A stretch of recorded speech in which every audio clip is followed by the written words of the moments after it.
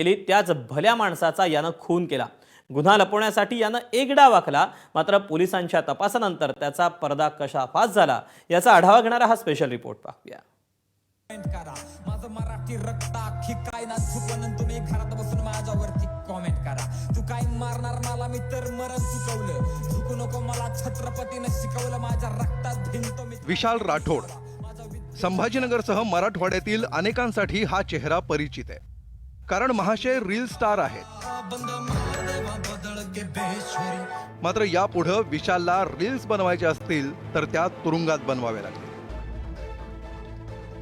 कारण विशालनं 50 लाखांसाठी मित्रांच्या मदतीनं एका निवृत्त प्राध्यापकाची हत्या केली आहे। रियालिटी शो सुरू करण्याचं आमिष दाखवून विशालनं अभियांत्रिकी शासकीय महाविद्यालयाचे निवृत्त विभाग प्रमुख राजाभाऊ लोंढेंना आपल्या जाळ्यात ओढलं। त्यांच्याकडून तब्बल 50 लाख उधारीवर घेतले, पण पैसे परत मिळत नाहीत म्हटल्यावर राजाभाऊ लोंढेंनी विशालकडे तगादा लावला। विशालनं राजाभाऊ लोंढेंच्या हत्येचा कट रचला। 5 फेब्रुवारीच्या रात्री विशाल राठोडनं प्राध्यापक राजाभाऊ लोंढे यांना दौलताबाद येथील फार्म हाऊसवर पार्टीसाठी बोलवलं।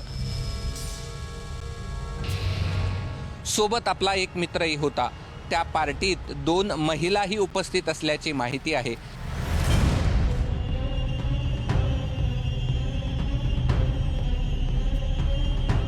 प्राध्यापकांना दारू पाजल्यानंतर आरोपींनी त्यांना कारमध्ये बसवलं आणि साजापूर शिवाराच्या दिशेनं नेलं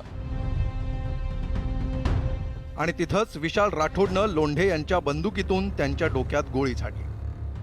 हत्या केल्यानंतर आरोपींनी लोंढेंचा मृतदेह कारच्या डिकीत टाकला आणि तब्बल 30 किलोमीटर शहरभर फिरवत पुरावा नष्ट करण्याचा प्रयत्न केला। साजापूर येथे रेल्वे उड्डाण पुलाजवळ कार थांबवण्यात आली।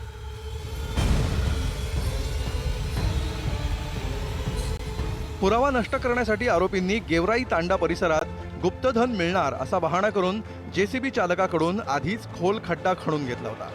त्याच खड्ड्यात प्राध्यापकांचा मृतदेह पुरण्यात आला। प्राध्यापक घरी परतले नाहीत म्हणून त्यांच्या भावानं 6 फेब्रुवारीला उस्मानपुरा पोलीस ठाण्यात तक्रार दाखल केली।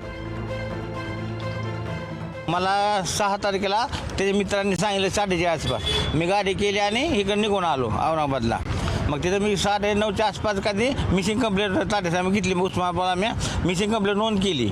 मग 6 तारखेला, मग 6 नंतर मी बऱ्याच वेळा जवळजवळ मी माझं फुटेजच चेक केलं त्या उस्मानाबाद पोलीस, रोज मी पोलीस चौकीला गेला आहे, पण तात्यासाहेबांनी काय दखल घेतली नाही, गुन्हा नोंद केला नाही। आता आमचं मागणं आहे की आमचा हे उस्मानाबादच्या पोलिसाचा तपास क्राईम ब्रँचकडे द्यावा आणि 1.5 महिना गुन्हा दाखल न केल्यामुळे तात्यासाहेबांवर काही कारवाई व्हावी। या 2-5 आम्ही डेड बॉडी ताब्यात घेणार नाही। कमिशनरलाही भाऊ लोक गेले, किती दिवस इथं थांबायचं, महिना झाला तरी सांगतच नव्हता। मग ह्या दोघांनी कमिशनरनी ही 2 दिवसात ही केलं बघा। ते सर सोय चांगले मिळाले बघा। इथं तेच आम्हाला त्या टाटे सरांकडे 2 महिने घालवे, आमचा वेळ कसा गेला। त्यांना काहीतरी व्हायला पाहिजे ना। आता ह्या विशाल राठोडला फाशी द्या, जन्मठेप द्या, फाशी द्या। त्या खड्ड्यात त्या आमच्या भावाला पुरल्या, त्याला त्यात खड्ड्यात पुरा, हेच म्हणणं आहे आमचं। तपासाची दिशा भरकटवण्यासाठी आरोपींनी प्राध्यापकाच्या मोबाईलवरून मोडक्या तोडक्या इंग्रजीत एक स्टेटस ठेवलं। मात्र प्राध्यापकांसारखी व्यक्ती इतकं चुकीचं इंग्रजी लिहू शकत नाही हा संशय पोलिसांना आला आणि तपासाची दिशा बदलली।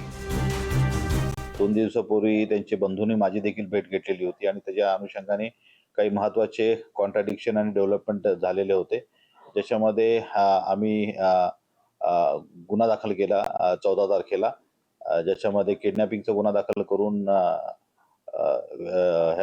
याच्यामध्ये जे प्रमुख आरोपी आहेत विशाल राठोड आणि आकाश पवार यांना अटक केलेली होती। ज्याच्यामध्ये नंतर गुन्ह्याच्या तपासामध्ये त्या अटकेमध्ये चौकशी करता त्यांनी जे मयत राजाभाऊ लोंढे आहे यांचा मर्डर केल्याचं निष्पन्न झालं। आकाश पवार आणि करुण आडे या दोघांनी या गुन्ह्यात विशाल राठोडला मदत केली। संभाजीनगर पोलीस या प्रकरणाचा अधिक तपास करत आहेत। तपासानंतर निवृत्त प्राध्यापकाच्या हत्येप्रकरणी तुरुंगाची हवा खाणाऱ्यांची संख्या वाढण्याची शक्यता आहे। सोशल मीडियावरचा रील स्टार विशाल राठोड खऱ्याखुऱ्या आयुष्यातला व्हिलन ठरलाय। कृष्णा केंडे, ABP माझा, संभाजीनगर।